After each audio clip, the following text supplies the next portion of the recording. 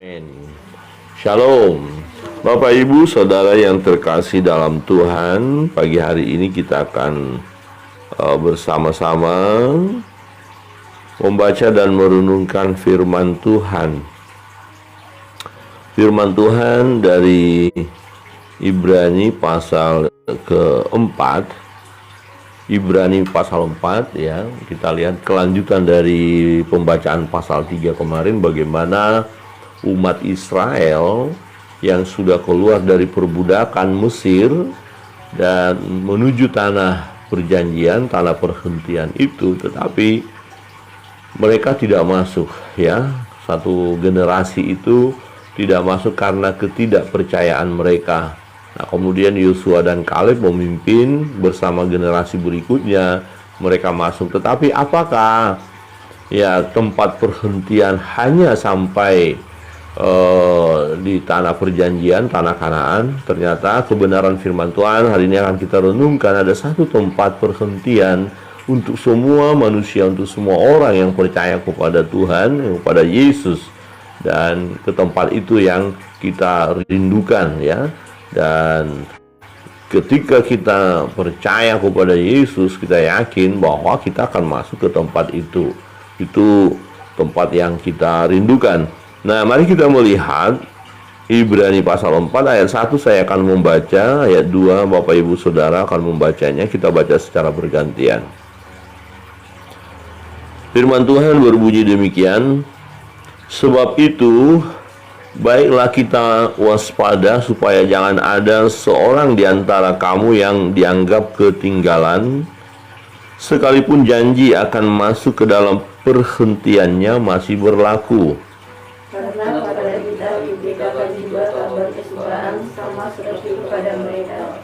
Tetapi firman pemberitaan itu tidak berguna bagi mereka, karena tidak betul bersama-sama oleh iman dengan mereka yang beriman.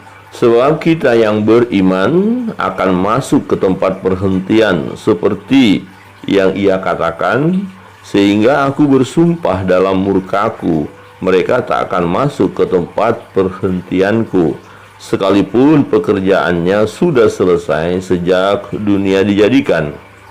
Sebab tentang hari ketujuh pernah dikatakan di dalam suatu nas, dan Allah berhenti pada hari ketujuh dari segala pekerjaannya. Dan dalam nas itu kita baca, mereka tak akan masuk ke tempat perhentianku. Jadi sudah jelas bahwa ada sejumlah orang akan masuk ke tempat perhentian itu, sedangkan mereka yang kepadanya lebih dahulu diberitakan kabar kesukaan itu tidak masuk karena ketidaktaatan mereka. Sebab itu ia menetapkan pula suatu hari, yaitu hari ini, ketika ia setelah sekian lama berfirman dengan perantaraan Daud, seperti dikatakan di atas, pada hari ini, jika kamu mendengar suaranya, janganlah keraskan hatimu. Sebab andai kata Yosua telah menolong mereka masuk ke tempat perhentian, pasti Allah tidak akan berkata-kata demikian tentang suatu hari lain. Jadi masih tersedia suatu hari perhentian, hari ketujuh bagi umat Allah. Sebab barang siapa telah masuk ke tempat perhentiannya, dia sendiri telah berhenti dari segala pekerjaannya, sama seperti Allah berhenti dari pekerjaannya. Karena itu baiklah kita berusaha untuk masuk ke dalam perhentian itu, supaya jangan seorang pun jatuh karena mengikuti contoh ketidaktaatan itu juga. Sebab firman Allah hidup dan kuat dan lebih tajam daripada pedang bermata dua manapun. Ia menusuk amat dalam sampai memisahkan jiwa dan roh, sendi-sendi dan susu. Ia sanggup membedakan pertimbangan dan pikiran hati kita. Dan tidak ada satu makhluk pun yang tersembunyi di hadapannya, sebab segala sesuatu telanjang dan terbuka di depan mata Dia, yang kepadanya kita harus memberikan pertanggungjawaban. Amin. Demikian jawab pembacaan firman Tuhan. Bapak Ibu Saudara yang terkasih dalam Tuhan, dalam kebenaran firman Tuhan ini kita lihat ya, akan ada orang yang masuk ke tempat perhentian, akan ada orang yang tidak masuk ke tempat perhentian itu. Akan ada masuk ke tanah perjanjian, ada orang yang tidak masuk ke tanah perjanjian. Jadi Kalau kita melihat dari sejarah perjalanan bangsa Israel tadi yang tadinya dipimpin oleh Musa, jelas ya karena ketidaktaatan mereka, maka mereka tidak masuk. Tetapi yang taat akan masuk. Nah, persoalannya tidak hanya sebatas tanah perjanjian yang kita tuju, ya, tetapi ada tempat perhentian, ya, di mana tempat yang penuh dengan kebahagiaan. Ya, dengan kata lain, ya, yang kita tuju itu adalah surga, ya. Jadi kita akan masuk surga. Yang percaya, tapi akan ada orang yang tidak masuk surga juga. Jadi akan ada orang yang akan masuk neraka, ada orang yang akan masuk surga. Nah, bagi mereka yang masuk neraka karena ketidakpercayaan mereka, ya, mereka masuk dalam kebinasaan itu. Di ayat 2 berkata begini, karena kepada kita diberitakan juga kabar kesukaan sama seperti kepada mereka, tetapi firman pemberitaan itu tidak berguna bagi mereka karena tidak bertumbuh bersama-sama oleh iman dengan mereka yang mendengarkannya. Jadi mereka mendengar tapi nggak ada iman. Sebenarnya ya, iman timbul dari pendengaran akan firman Allah. Tapi orang-orang ini tidak mau mendengar. Mendengar dengan pengertian, ya, masuk telinga kanan, keluar telinga kiri, ya. Jadi mendengar, sebenarnya arti mendengar itu adalah dia dengar, dia tahu, dia mengerti, dia pahami, dan dia lakukan. Itu mendengar, ya. Jadi di situ ketika dia mendengar, dengan kata lain mengetahui apa itu perintah, misalnya perintahnya apa, dia ngerti, dia jelas, dan dia lakukan. Nah, jadi tindakan melakukan ini tindakan iman. Nah, ternyata iman mereka tidak ada, ya, karena mereka tidak bertumbuh, tidak mengenal. Nah, orang yang tidak beriman ini, orang yang tidak percaya ini tidak akan masuk ke tempat perhentian, tidak akan masuk surga. Nah, tetapi orang-orang yang mendengar firman Allah, yang mendengarkan, ya, firman itu dan menerimanya dengan sukacita dan menjadi pelaku firman, yaitu mendengar dan dia mengerti, dia taat, dia lakukan. Nah, orang yang melakukan itu oleh karena imannya. Jadi seseorang melakukan sesuatu tidak mungkin tanpa iman. Nah, bagaimana saya mau melakukan sesuatu kalau saya nggak percaya tentang hal itu? Ya, jadi saya percaya maka saya lakukan. Jadi kalau ada orang berkata, oh dia orang percaya, tapi nggak mau lakukan, nggak mau bertindak, diragukan kepercayaannya. Ya. Jadi nggak mungkin kita lakukan sesuatu, oh saya nggak percaya, kok ngapain saya melakukan yang saya tidak percayai. Nah, jadi apa yang saya buat oleh karena saya tahu saya mau melakukan itu, maka saya lakukan. Ya. Jadi mereka tidak mau melakukan, dia tidak masuk surga. Ya, itu yang dimaksud. Tetapi mereka yang percaya, yang terlihat jelas dari tindakannya, ya, iman timbul dari pendengaran tadi. Oke, dengar, iman ada, kemudian kelihatan dari kelakuannya apa, taat, setia, ya, dan mau melakukannya itu. Nah, sementara kelompok, ya, yang keluar dari Mesir itu di padang gurun itu, ketika sudah masuk ke pengintai tadi, ternyata mereka nggak taat, nggak percaya, ya, tentang janji Tuhan itu mereka nggak percaya, ya. Tapi ada yang masuk, ya, ada yang percaya. Jadi yang percaya ini akan masuk. Tetapi yang dimaksud kebenaran firman Tuhan ini tidak hanya sebatas tanah perjanjian itu, tetapi ada satu tempat perhentian, ya, hari ketujuh bagi Allah. Nah, di mana kita semua nanti sudah selesai, ya, tidak lagi melakukan sesuatu kalau kita sudah masuk ke tempat perhentian itu. Di ayat 6 berkata, jadi sudah jelas bahwa ada sejumlah orang akan masuk ke tempat perhentian itu, sedangkan mereka yang kepadanya lebih dahulu diberitakan kabar kesukaan itu tidak masuk karena ketidaktaatan mereka. Nah, bukan berarti begini, oh kalau gitu saya taat, saya kerjakan sesuatu, saya melakukan supaya saya surga, berarti usaha kita dong. Bukan. Ya, ini jangan sampai salah. Ya, bukan karena kesetiaan, ketaatan kita maka kita masuk surga, enggak, karena iman kita, karena percayanya kita. Nah, percayanya kita itu, iman kita itu dibuktikan dari ketaatan kita, ya, seperti itu. Nah, sebab itu ia menetapkan pada suatu hari, yaitu hari ini, ketika setelah sekian lama berfirman dengan perantaran Daud seperti dikatakan di atas, pada hari ini jika kamu mendengar suaranya, janganlah keras keraskan hatimu. Ya, ini satu peringatan ya. Dengarkan firman Allah, dengarkan suara Tuhan, jangan mengeraskan hati, jangan sampai tidak percaya, gitu ya. Jangan sampai tidak percaya. Nah, itu rupanya berlaku juga bagi kita.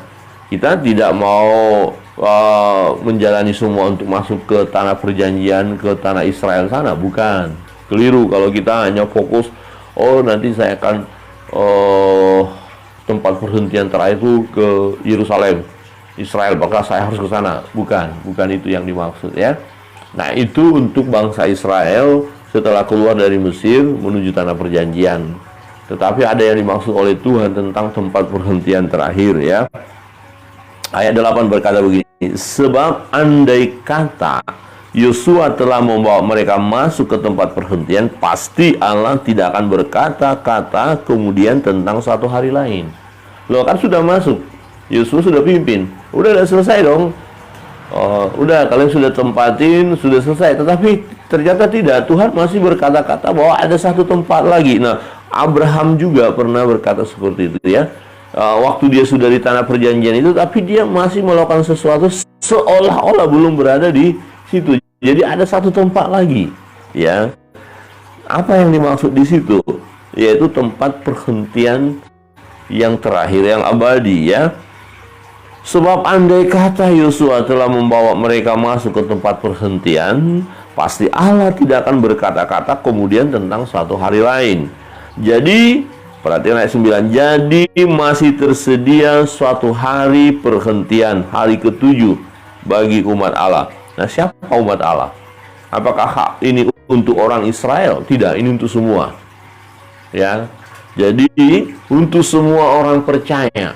Oh, semua orang percaya kepada Yesus adalah umat Allah. Jadi ada tersedia suatu hari perhentian, yaitu hari ke-7. Ya, hari ke-7 untuk tempat perhentian ya. Nah, sebab barang siapa telah masuk ke tempat perhentiannya, ia sendiri telah berhenti dari segala pekerjaannya, sama seperti Allah berhenti dari pekerjaannya. Artinya apa? Ya, kalau berhenti dari pekerjaan selesai dong. Iya, selesai. Hari ke-7 itu di mana? Hari di mana Tuhan sudah tempatkan satu waktu, satu masa itu di mana kita yang percaya kepada Dia akan masuk ke tempat itu. Ya, tentu harus melalui ya, proses kematian, ya, atau meninggalkan yang bisa binasa ini dan mengenakan yang tidak dapat binasa. Itu tempat perhentian terakhir itu. Ya, yang tempat penuh dengan sukacita itu adalah surga. Ya, karena itu baiklah kita berusaha untuk masuk ke dalam perhentian itu, supaya jangan seorang pun jatuh karena mengikuti contoh ketidaktaatan itu juga. Jadi berusaha untuk masuk, bukan, sekali lagi jangan salah tafsir. Jangan kita berkata, oh kalau gitu kita berjuang dengan kekuatan kita supaya kita masuk ke tempat perhentian itu. Berarti oleh karena perbuatan kita dong, oleh karena amal kita, oleh karena kesalehan kita, oleh karena ya apa kita bersedekah, perbuatan baik, bukan. Ya, bukan karena itu baru kita bisa masuk, bukan. Sekali lagi, karena iman, karena percayanya kita kepada Dia, percaya kepada Yesus, menerima Yesus sebagai Tuhan dan Juru Selamat kita secara pribadi, dan kita menjadi pengikut Kristus yang setia. Ya, jangan menyangkal Dia, ya, jangan mengkhianati Dia, jangan mundur daripada Dia, tetap percaya. Nah, apa maksudnya berusaha untuk masuk ke dalam perhentian itu? Ya, padahal iman yang membuat kita masuk. Nah, bukti kita beriman, itu maksudnya. Bukti kita beriman, kita harus lakukan sesuatu. Ya. Nah, bukan lagi untuk keselamatan ketika kita harus berbuat baik, ya harus bersedekah, beramal, ya, harus menunjukkan kasih kepada sesama, terlebih kasih kepada Tuhan. Kita lakukan itu bukan supaya kita masuk. Kalau masalah masuk tempat perhentian, satu jawabannya adalah percaya Yesus. Yesuslah jalan dan kebenaran dan hidup itu. Ya, tidak ada seorang pun yang sampai kepada Bapa kalau tidak melalui Yesus. Jadi percaya Yesus. Nah, wujud percaya kita itu, bukti percaya kita itu kita lakukan. Ya, nah ini yang berbicara bagi bangsa Israel ketika keluar dari Mesir di padang gurun, ya, ketaatan. Nah itu di situ dia taat, nggak melakukan apa yang Tuhan perintahkan. Ternyata mereka tidak taat. Ya, berarti kalau mereka tidak taat, masalahnya apa? Masalahnya imannya. Ya, nah orang yang tidak beriman bagaimana bisa taat? Nah, jadi orang yang beriman yang taat. Jadi kalau kita percaya, ya, taruhannya apa? Nyawa sekalipun siap. Nah itu iman itu seperti itu. Ya, rela mati demi kebenaran. Ya, bukan karena melakukan kejahatan loh mati ya, tapi karena kebenaran, mempertahankan iman. Nah, berusaha untuk masuk ke dalam perhentian itu artinya, ya, dimana kita dalam perjalanan hidup ini kita tahu kita sebagai orang beriman lakukan sesuatu karena ada pengharapan kita, ada tempat yang kita tuju, bahkan di tempat yang kita akan tuju nanti ada pahala yang disediakan, ada mahkota yang disediakan, ya, ada upah yang akan diberikan. Jadi Bapak Ibu Saudara yang terkasih dalam Tuhan, ketika kita lakukan hal yang baik saat ini dan memang harus itu yang kita lakukan, nah bukan itu yang membuat kita masuk ke tempat perhentian itu, tetapi iman kita lah, iman percaya kita. Karena iman itu kita buktikan dari perbuatan kita. Kita taat kepada Tuhan, lakukan firman Allah, setia kepada Tuhan, ikut Yesus sampai garis akhir. Apapun yang Tuhan perintahkan untuk kita lakukan, mari kita berjuang untuk melakukannya. Ingat, berjuang untuk melakukannya. Ya, karena memang secara daging ini kita lemah, kita terbatas. Tapi percayalah ada Roh Kudus yang Tuhan berikan kepada kita, yang menolong kita, yang memampukan kita, ya, untuk melakukan apa yang Tuhan perintahkan. Nah, yang terpenting dari kita adalah berserah kepada Tuhan, memohon pertolongan daripada Roh Kudus supaya kita bisa lakukan perintah itu. Bapak Ibu Saudara yang terkasih dalam Tuhan, kita bersyukur melalui kebenaran firman ini. Ya, yakin kita, jangan ragu-ragu, ada tempat perhentian. Ya, hari ketujuh bagi umat Tuhan telah Allah sediakan bagi kita, dan itu tujuan akhir kita. Selagi kita hidup, pegang iman percaya kita, percaya kepada Yesus dan lakukan yang baik sesuai dengan kebenaran firman-Nya.